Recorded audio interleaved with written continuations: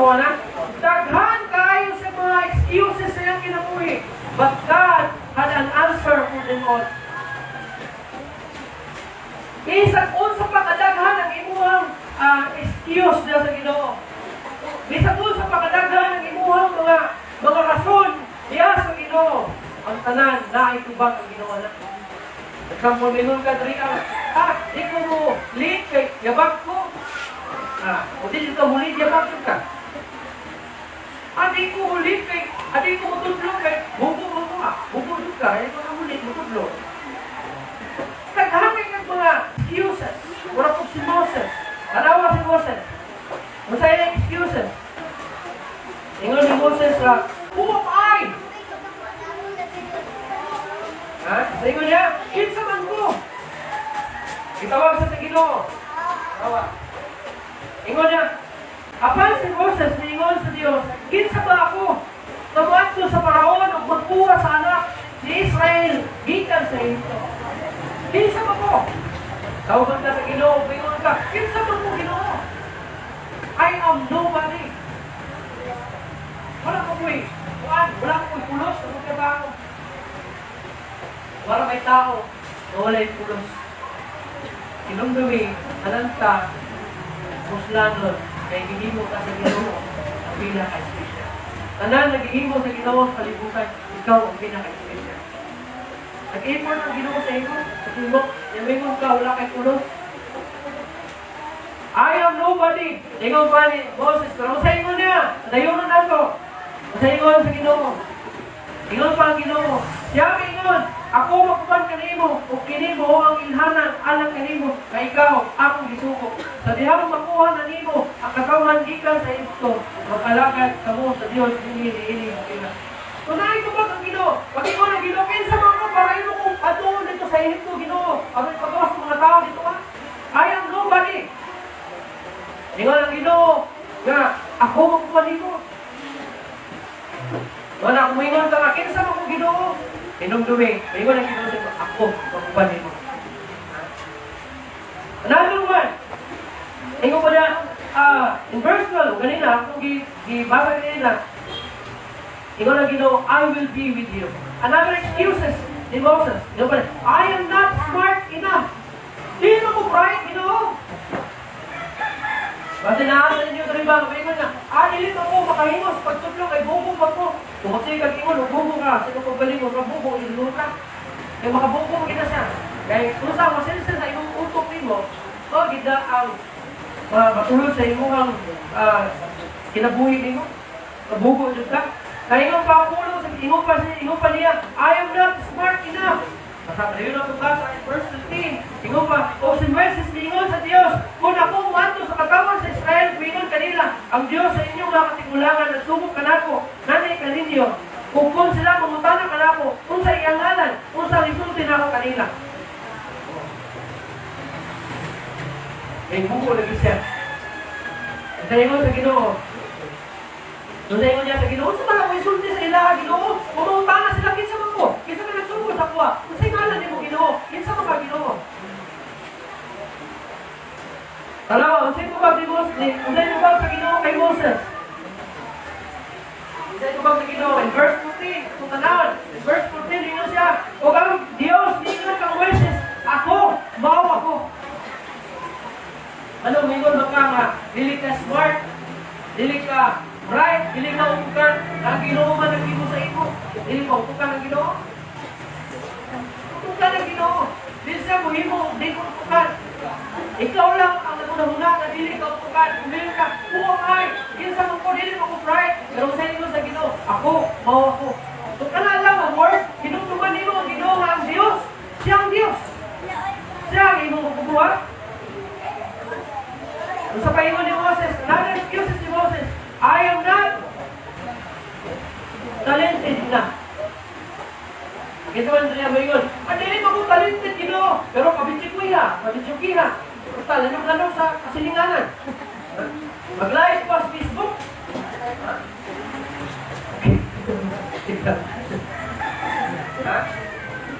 Di mo ko malo kanta, Ginoo, pero makanta, video kayo ba? Isa pa, Mortalan kanta, pakyaw ba? Usubot, tinutagay. Pinapapulit mic siguro. Say, ha? Adi lang tumalong usayaw. Pero batuwag, kining, batuwag, kining, kuwan. Ano ba ikuan mo? Kining, bailing, this one. Okay mo kinay, pero pasayaw ba? Doon nga, musayaw sa kuwan. Wag yun. Pero video, pero ato kuwan kinali, this one. AI siguro, ato pikas bubog.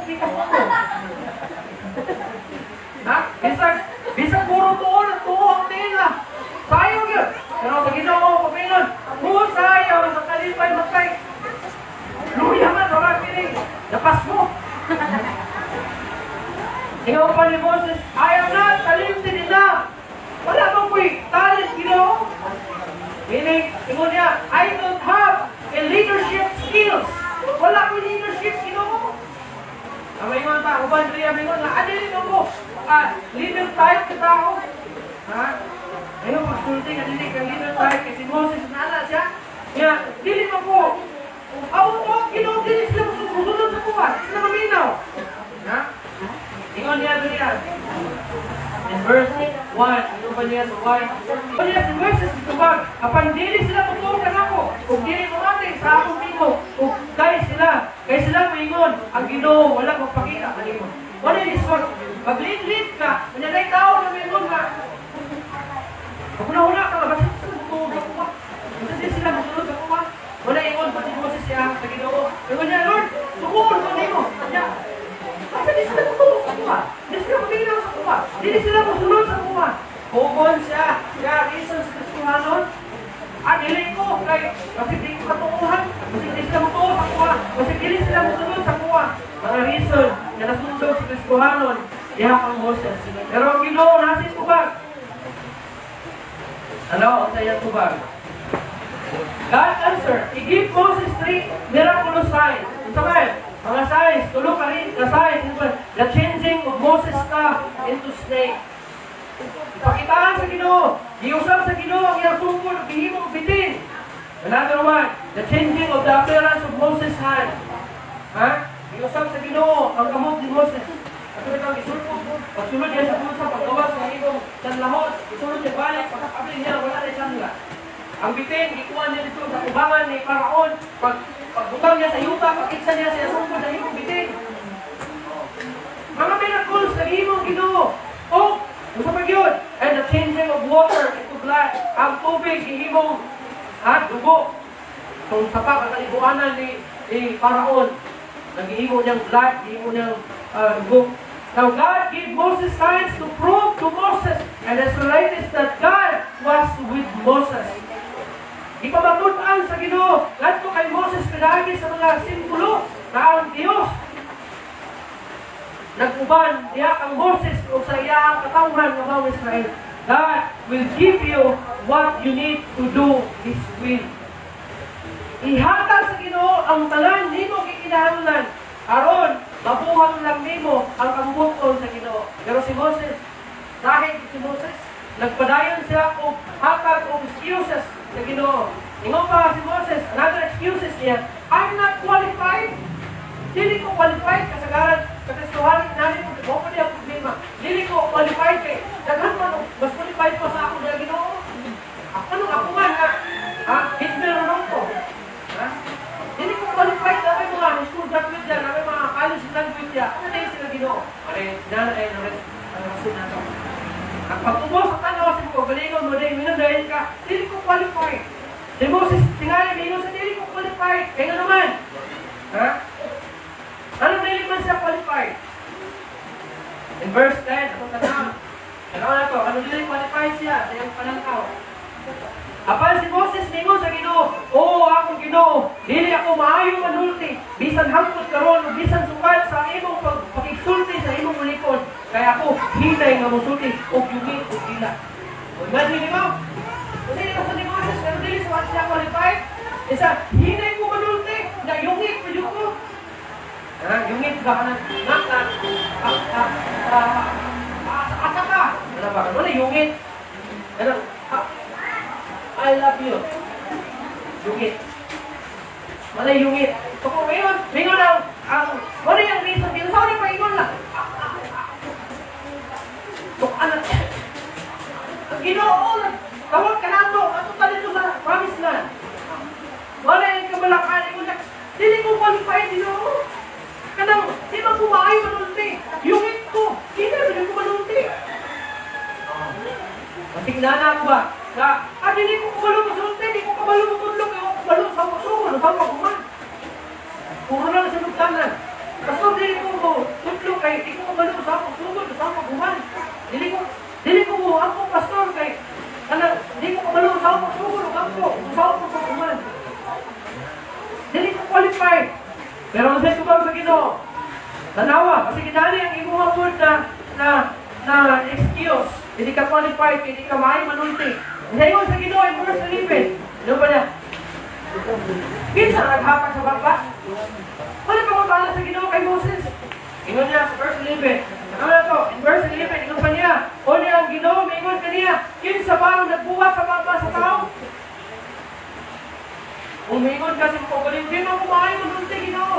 Ingon ka ako sa Ginoo. Kinsa naghimo kayo sa mga mo? Diba ang Ginoo? Ano dito sa usalit? Kung sa ulit ng sulti, ang Ginoo ang naghimo sa inyong kapwan. Another na excuse ni Moses. Ingon pa niya, I'm not the best choice. Kasagaran niya na ka. Lord, dami nakhan. Ano ako man? Si Juan niya, si Capulano, si Juan niya, si Pedro niya, si Maria niya. Tawag mo ka sa Ginoo, dili ko qualified Ginoo, si Juan lang si. Ang buon ka, si Juan lang. Dili ka qualified. Wala yung Moses, I'm not the best choice. Napay lakhan Ginoo, ano ako ba? Ano man, saan mo sa kalingon? Napapapay siya. Wanted siya sa Egypto. Sumingon siya, ano ako man Ginoo, I'm not the best choice. Ingon pagit siya, please, pangita na lahat Ginoo, padala dito sa Egypto. Nagkaroon sa ingon ni, usay, tubag sa Ginoo. Nakikubag ako ng Ginoo. Verse 14 to 17, doon pa niya, Aaron will help you. Nahinong ka sa iyong Iksoon? Iksoon ba niya si Aaron? Si Aaron, napadulong na rin kahit tabang na Aaron. Si Aaron ang magsilbing papa. Wala, spokesperson si Aaron. Siya ang spokesperson ni Moses. Wala siya sa Malacan lang, wala siya sa Panginoon lang, Harinuki. Spokesperson siya ni Moses. Wala si Aaron ang, ingon si Moses na, Aaron, sundi ang mga tao, manghipos kayo, wala ka utak. Ano na si Aaron ito sa mga to? Oh, ba't yung sumofos? Yung wala ka utak, tumanggan mo, maghipos mo. Walang trabaho ni Moses. Ikaw mo na ingon si, wala yung trabaho ni Aaron. Ikaw kung na ni Moses. Ayaw maligit si Aaron, buhulog sa kay kapoy. Baktas. Ako sa pamulay sa tanay. Wala si Aaron sa mga tao na, mga katawan sa Israel, nagkingawa ng Ginoo, nagkingawa si Moses. Buhulog ka, ang pamulay ka, kay kapoy yung baktas. Hindi ka matay sila. Wala ang trabaho ni Aaron. So, kapag ipatapos, no pa na riyan, Moses completely missed the message of God's power. So daw, he completely missed the message of power. Kalimot siya, unsa kagamhanan ng Ginoo. Ingon pa niya, ingon pa ang Ginoo, I am who I am. Bagot pa ni Warren Wiersbe, ingon pa na, I am is all that we need in every circumstance of life. Tanang na mga circumstances sa kinabuhi, ang gikinahanglan ng nimo, I am. Insa man ang I am? Ang Ginoo. I am who I am. Kung mingon ka, Lord, hindi na ko kaya. Hinumdumi lang. Ako, mao ako. Kung mingon ka, Lord, hindi na ko kaya makatindog sa tubangan. Hinumdumi, I am who I am. Ako, mao ako. Tingali, mura kang si Moses. Narangkat mo na mga excuses.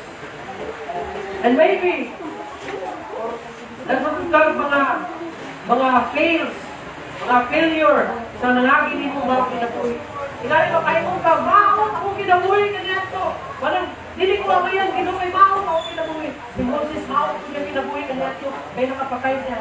Tingali isa na sa mga hinungdan, anong may rason yun siya na di siya musugot na Ginoo.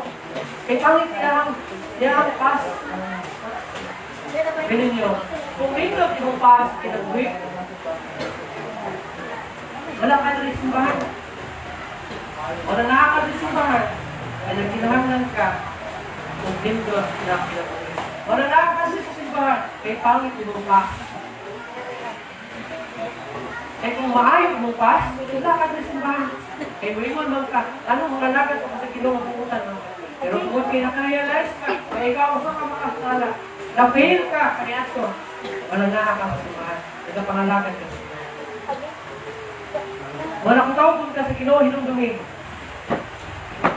Si Moses, itawag sa Ginoo, na na-fail ko siya sa iyang pas. Tingali, mahatlog ka, na-fail sa future, sa ugma, sa imong kinabuhi. But remember, in Philippians, remember the word of God, Philippians 4:13, I can do everything through Him who gives me strength. Mabuhan na akong kanan. Inaagi sa Ginoo na naghatag ka na ako. Ano dili mo kaya? Hindi magod ka magpatabang sa Ginoo. Ano dili mo kaya kung parang sa kubangan? Hindi magod ka magpakitabang sa Ginoo. Ano dili ka magudlo? Hindi magod ka magpakitabang sa Ginoo. Ingon pa si Pablo, I can do this. Kaya na akong buhaton ng tanan. Inaagi sa tabang sa Ginoo, maghatag ka na.